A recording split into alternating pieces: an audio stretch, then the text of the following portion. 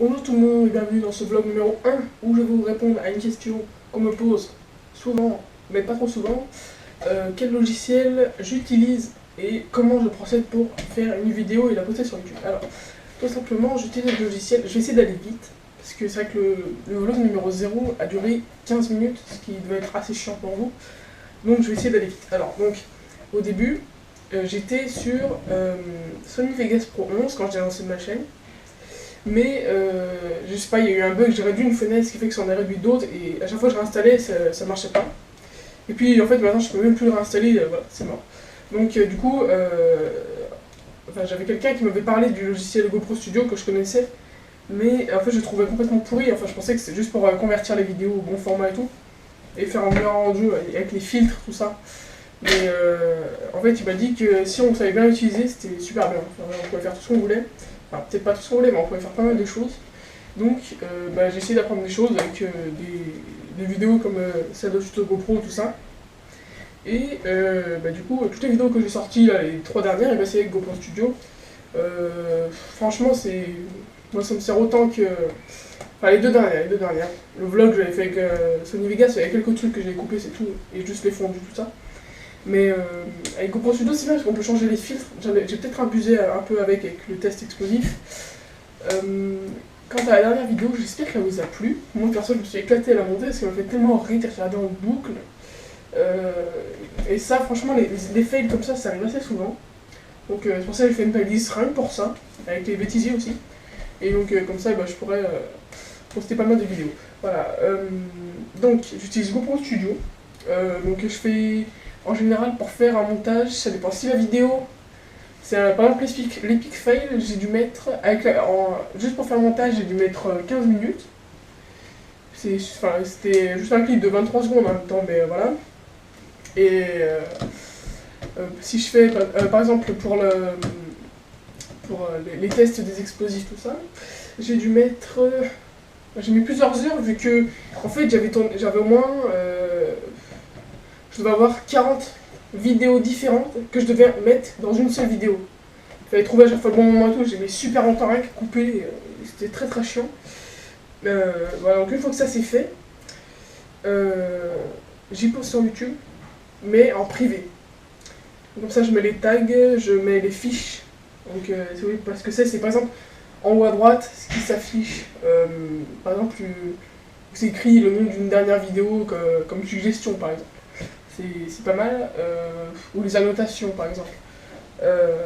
Et donc du coup, pendant que c'est en privé, moi je change la miniature, je mets une miniature personnalisée que je fais moi-même avec GIMP 2.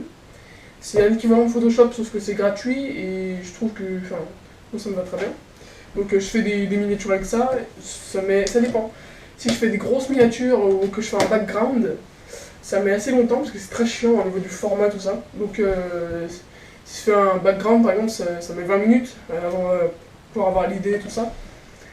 Et pour une miniature de vidéo, juste avec le texte et une photo que je choisis que je fais une capture d'écran de la vidéo, je la mets dans GIMP, je mets un titre dessus, voilà, c'est vite fait. Je mets 10 minutes, voilà.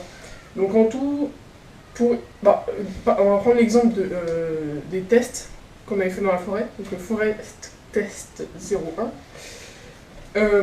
Montage plus miniature, j'ai dû mettre, on va dire, 2h30. 2h30 pour faire une vidéo.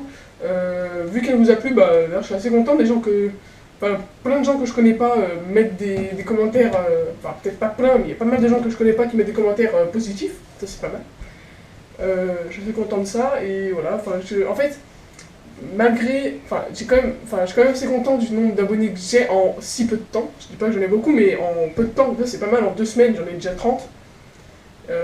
400 vues en tout. En 2 semaines, c'est pas mal. Et donc, pour moi, si je sors pas cette vidéo, ça va vite redescendre. En fait. Donc du coup, je sors maintenant, voilà, je fais un vlog pour vous expliquer certaines choses. Je pense que c'est important de sortir assez fréquemment des vidéos. Voilà. Sinon, donc au niveau du tournage, si je veux filmer mon vélo maintenant, enfin mon guidon, tout ça, j'ai acheté, attention, un casque-bol. casque-ball 15 €, hein, donc c'est pas les casque-ball Fox, hein, évidemment. Mais voilà, donc j'ai mis support GoPro ici, avec le truc anti-vibration. Tout simplement, en fait, si je mets la caméra dessus et que je la baisse, ça va filmer mes mains, la route et tout, ça peut être très, très bien, je pense, de nouveaux plans, ça pourrait être des super plans qu'on pourrait faire. Je pourrais aussi filmer tout droit, mais après le problème c'est qu'il y aura des vibrations, comme si je les mettais sur mon guidon, mais je pense que ça va les limiter un peu. Je suis pas sûr, j'ai jamais essayé encore, j'ai toujours pas testé en fait. Hein. J'ai mis quelques autocollants, j'ai des autocollants GoPro, des gros, comme ça. Mais je ne sais pas sur quoi les coller, voilà, tout simplement. Dites-moi si vous avez des idées, hein. Perso je n'en ai pas. J'ai essayé de coller sur mon casque, mais après je me suis rendu compte après que c'était trop gros, ça faisait des énormes bulles comme ça. Voilà, j'ai eu ça, j'ai eu des supports pour les supports adhésifs, mais c'est pas des GoPro, mais c'est des, je sais pas, mais ils ont l'air bien collés. Là je remercie celui qui me les a donnés. Hein. Voilà, donc j'ai ça. Donc si je veux filmer la route quand je fais du vélo, je prends ça. Si je veux faire du street surf, c'est du skate à deux roues, c'est le waveboard. Ouais, je crois. Et ben je prendrai ça aussi, ou ma perche pliable dans la main comme ça qui me suffira moi, ça pourrait être pas mal aussi, même s'il paraît que c'est très très dur de bien faire en sorte que ça ne vibre pas. Donc j'ai ça. Si je voulais filmer, si je voulais aller sous l'eau et que je voulais filmer, bah tout simplement je prends ma perche qui va sous l'eau, qui est étanche, ainsi que ma caméra avec le boîtier étanche. Donc ça c'est pas très compliqué. Si je veux... Voilà, enfin après, par exemple, si je veux filmer un forest test numéro 2, enfin comme le 1, je vais prendre ma fixation guidon pour aller au rendez-vous, enfin au rendez-vous à la forêt. Je suis en vélo et puis je filme souvent en trajet en fait. C'est ce que j'avais fait moi, c'est pour ça qu'au début quand on lance c'est écrit Forest Test 01 en centre, on allait en fait, on est en train d'y aller. Donc je filme à ce moment-là. Et quand on arrive, j'enlève ma caméra du guidon, j'enlève le support, je range. Et je sors la perche, je mets la perche et je filme. Et je la mets en trépied. Donc actuellement comme elle est, voilà, elle est en trépied. On peut le voir à présent. En trépied, voilà comment ça rend. Voilà. Donc, une fois qu'il y a le trépied, on est tranquille. Parce qu'on peut faire tout ce qu'on veut.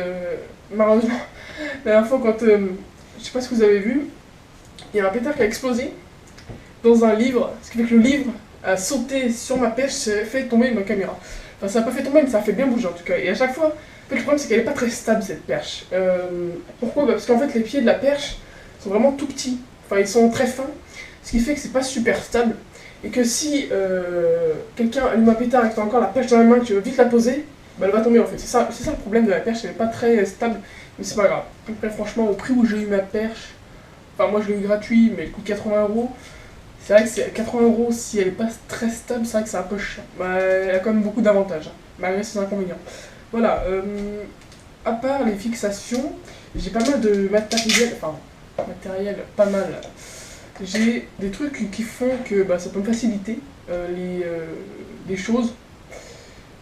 Par exemple, si c'est trop sombre dans la forêt, même si on n'ira jamais à la nuit, enfin pour l'instant non, sauf si peut-être le 14 juillet, je sais pas. Et là, j'ai cette lampe ultra puissante qui fait extrêmement mal aux yeux. Hein.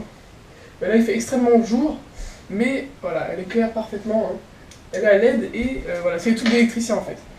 Voilà, donc j'ai ça. J'ai aussi pour la fixation guidon.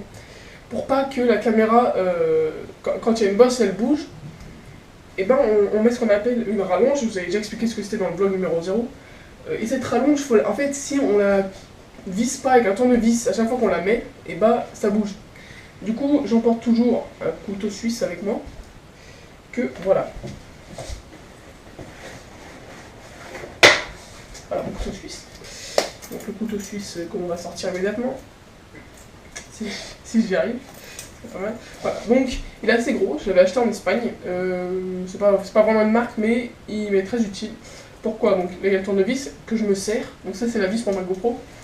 Donc je dévisse, je fais ce que je veux avec. C'est un peu chiant d'ailleurs.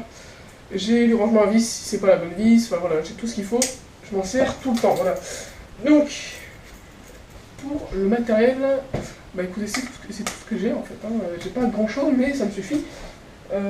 À part cette vieille perche que j'ai fait à l'aide d'une terrasse, qui en fera rire plus d'un, j'ai essayé d'enlever l'autocollant malgré que ce soit impossible, bah il s'est complètement explosé, je suis un peu la mort. Enfin, j'aurais bien voulu le récupérer quoi, un GoPro, mais voilà. Sinon j'ai ça peut faire office de grenade. Voilà. Ça on dirait un peu une équerre, mais pas. Voilà, donc, trêve de plaisanterie, cette vidéo touche à sa fin.